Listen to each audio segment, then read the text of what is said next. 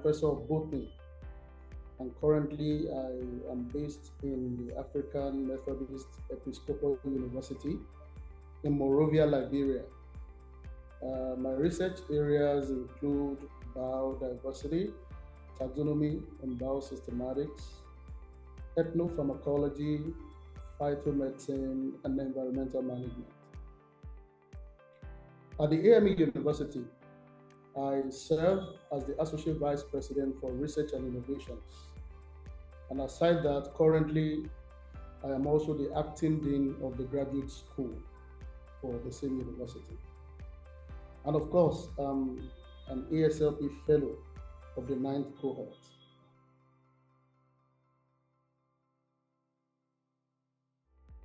By the time the advert was released concerning ASLP Cohort 9 Fellowship, as at that time, I think I was just a few months on my appointment as the Associate Vice President of my university for research and innovations.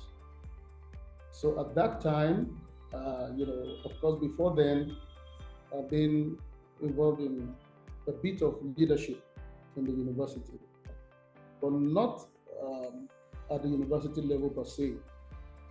Maybe at the departmental level, and at times, only a few times at the college or faculty level. So this time around, myself being appointed at that level, I knew within myself that I really need some training. So I've been searching before then to look for something I can apply for where I can really equip myself with some new knowledge, and especially to know about what goes on out there, outside West Africa, where I've been trained or where I've been living or where I've been working. So, and suddenly, sometimes last year, I saw the advert and I saw the various types of trainings that will go on there. So I got motivated. And I got motivated because I hoped to get at least 3 main things. One, I thought I would be able to, of course, equip myself with new knowledge, like I said earlier on, through which I will be able to lead effectively, in my university and in Africa. And then secondly, I was looking for something that would focus more on Africa. Yeah, because personally, I love Africa. Yeah, I must say that I've had the opportunity to go out there and stay outside Africa. But sincerely, I'm not just being comfortable with it one way or the other because of the love I have for Africa. So I've been looking for a program that will focus on developing Africa. And I was thinking, when I saw that, I said, this would be good for me. And then next was, I knew I needed collaborations. At that time, I needed collaborations more than ever before. So I applied because I knew I would meet with new colleagues, especially from various parts of Africa. And I must tell you that all of my expectations were met. In fact, they were met beyond imaginations. So when I got to the program last year, I was able to discover so many things that gave me joy. One of them was the focus of the program. You go for some programs, certain trainings, they will tell you this is what we're focusing on, but by the time you get on ground, there'll be a lot of distractions, and then the main thing you went for, you may not be able to get eventually. So and I discovered that the program was so focused on transformation of the African continent through researchers, and I got the very best from it. And also when it comes to content, the facilitators were superb. The training sessions were very rich, very deep. Great lessons were learned from it. And aside that, I appreciate the fact that there were variety of training approaches. Going there, preparing to go there, I was afraid it was going to be a very boring program, being a training session. In fact, I think on the advert, we were told it was going to be a rigorous training process for a whole week. So, yes, I was prepared for work, but brain has its own capacities. I was glad because when I got there, I saw that each lesson was taught with a different approach entirely. And that made the lessons to stick. And I think lastly, I want to talk about the environment. I'm a natural scientist. The natural environment of future Africa really captivated me. It was an environment I really loved so much. So I must say that based on my own judgment, there were no lapses at all in the program. I think logistics was very well planned, right? It was perfect based on my own judgment. Now, a few things have changed. I had a lot of mind shifts after the program. One of them is the way I grew up and maybe the way I was trained at some time. African science leaders, they have been practicing more of lone, should I call it lone rangers? Many of us are lone rangers, let me say it that way. Many of us are lone rangers when it comes to work. You face your work, you go to the laboratory, you carry it out, and so on and so forth. You don't seek opinions most times, right? That's the way I was brought up. But based on the way I saw work getting carried out practically right there, in fact, there were assignments that were given to us that I was thinking, we won't be able to do this in 24 hours. But because they taught us how to diverge and then converge, and then fine-tune ideas, that really changed my mindset. And I can tell you that since then, to work has changed drastically, and I'm getting better results. I've learned about, they will tell us, suspend judgment. Just get the ideas, suspend judgment. That shifted my mindset a lot, right? And since then, I've discovered that if you learn to listen and suspend judgment, you can get a lot of things achieved better than if while an idea is coming, you immediately went against it.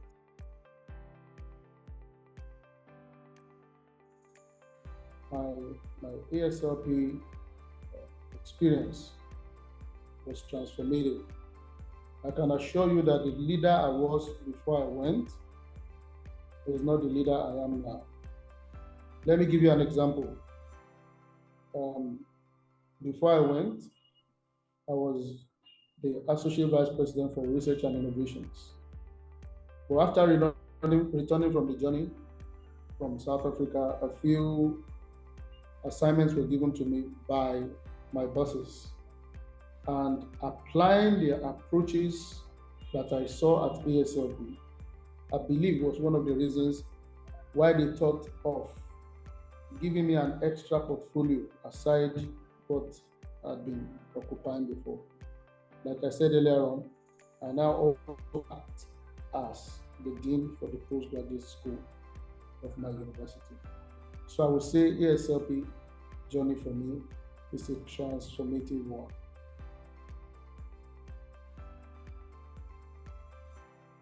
The moment we watched that video titled The Dangers of a Single Story, I meditated deeply after that. And I discovered that one of the major problems of Africa, not only in research, but everywhere. So I caught it so well, and I was like, everywhere I get to, I'm going to make people hear about these dangers of a single story. For me, I've been a victim also of single stories, at work and elsewhere. And that's what is really causing setbacks. That's one of the main reasons for setbacks in Africa. I believe such a lesson, if everyone in Africa can just get it right, there'll be a lot of improvement in the way we think and also in the way we get results. So that moment when I watched that video is unforgettable for me. That's one. So the second one, if I tell you, prapata pata patapa, prapata pata patapa is a sound of the drums, right? and it was a kind of drumming we did in collaboration. Right, there were plenty drums set for us at the end of the program. And at the end of the program, at that time I was already loaded with all sorts of lessons. And even though they were interesting, the way the mind is framed, this lesson there, that one there, your head looks heavy, even though it may not be physically heavy, but heavier, in your mind. So I was like, oh, is this the way we'll be going home? And kudos to the organizers, sincerely. Lo and behold, they told us to come at a particular time to the dining hall. And we went there. We went to find drums. Oh, drums. Wow. And I, for one, have been a musician since I was in grade 3. What some people call primary 3 in the primary school or the basic school. So seeing that, I was like, oh, it's like these people came to my mind or went to everybody's mind and knew what we needed at this time.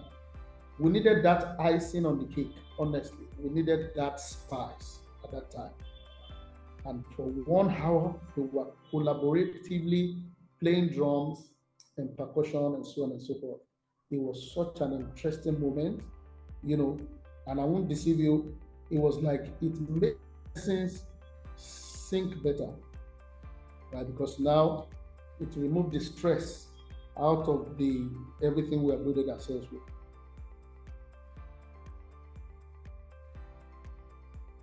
I learned a few lessons and I've been able to apply them.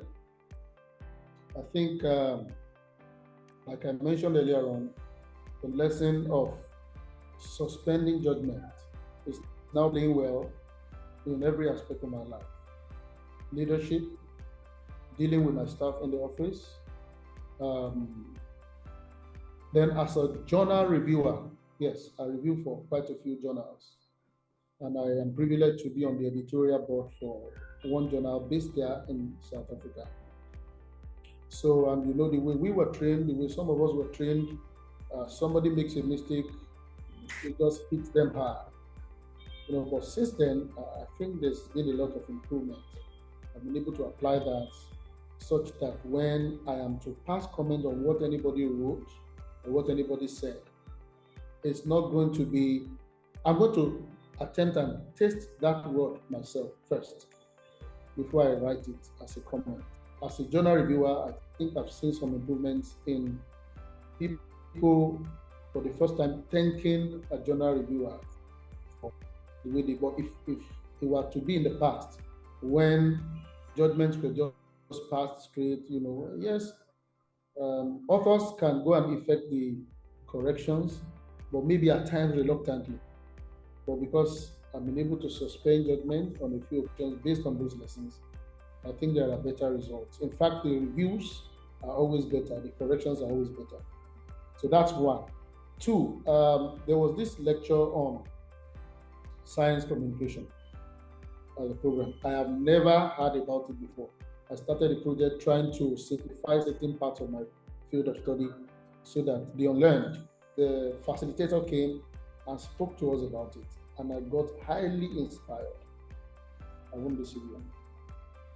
Before I came for the program, I must say that I was already almost getting discouraged on the work because there was that question on my mind about, do you think this will fly? Do you think this makes some sense?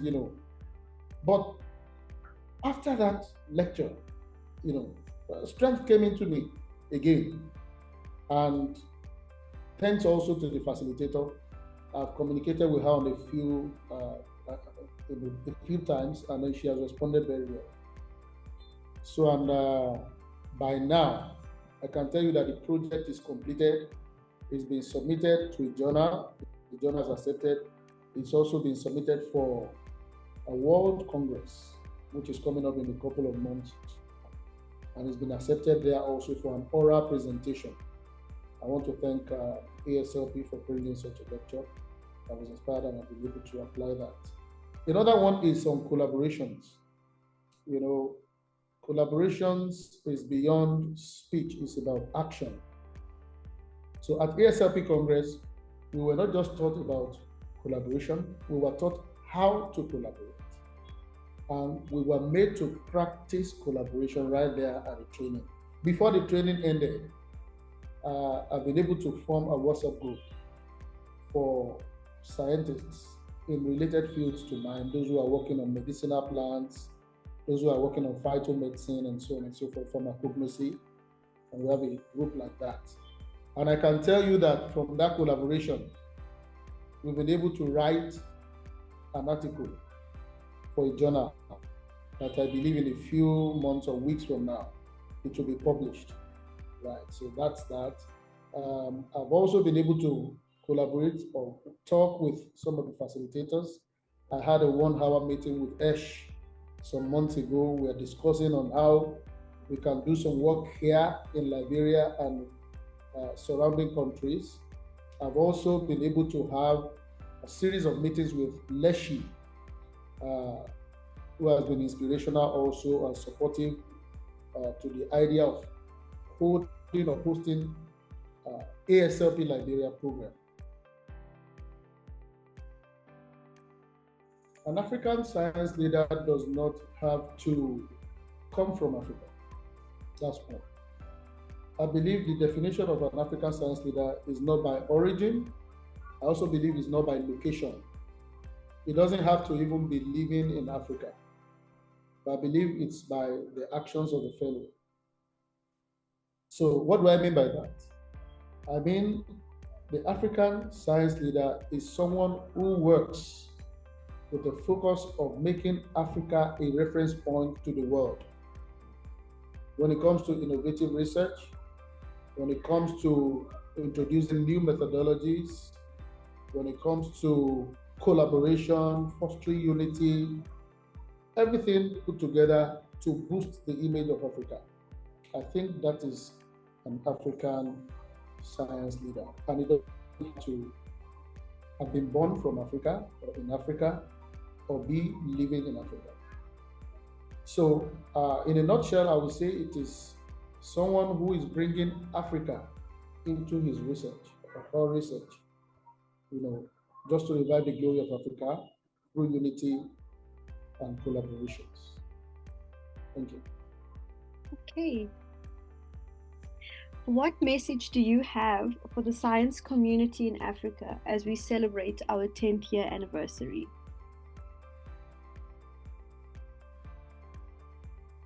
Yeah, so at first, let me congratulate ASLP for 10 years of pursuing and achieving great vision, 10 years of impact.